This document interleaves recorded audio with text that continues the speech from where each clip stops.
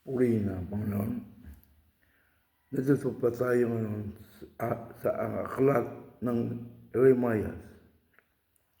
Si Propeta Jeremias ay nabuhay noong huling bahagi ng ikapitong siglo at unang bahagi ng ika-6 na siglo.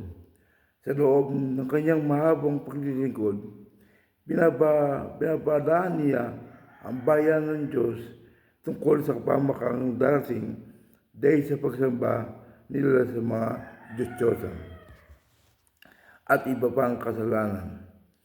Nakita niya ang katuparan nito ng Jerusalem ay sakupin niya rin Nebuchadnezzar ng Babylonia. Winasak ang musod at ang templo. At dating bihag sa Babylonia ang hari ng Juda at marami pang mamamayan. Pinahayag din niya ang magkakanap ng pagbabalik ng mga binihag at ang muling pagtatayo ng bansa. Ang aklat ng Jeremias ay nahati sa mga sumusunod. Ang pagkatawag kay Jeremias, hari, mga payag ng Diyos sa Juda at sa kanyang pinuno at ang panahong pagbabahari ni Joas at Joachim at Joachim at Zecharias.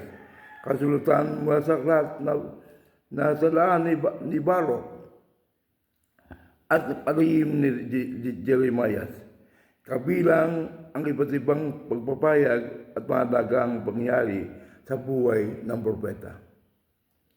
Mga payag mula kay Yahweh tungkol sa iba't ibang bansa.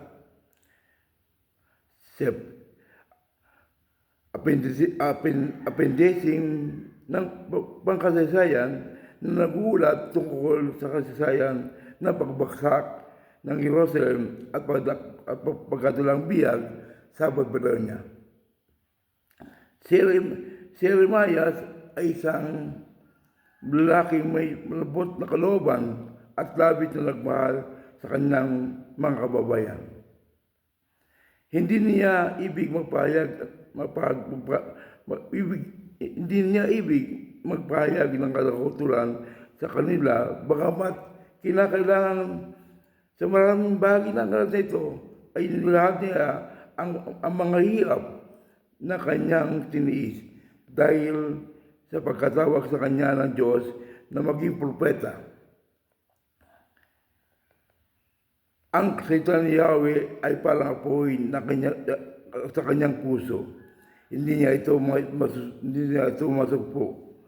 Ang ilang pangunahing nilalaman na aklat ito ay tumutukoy sa panahon na makalipas ang magulong kalagayan ng kaparungunan ni Jeremias hanggang sa pagkakaroon ng bagong kasunduan na isagawa ng bayan ng Diyos kahit walang gurong magpapaalala sa kanila sapagkat masusulat ito sa kanilang mga puso.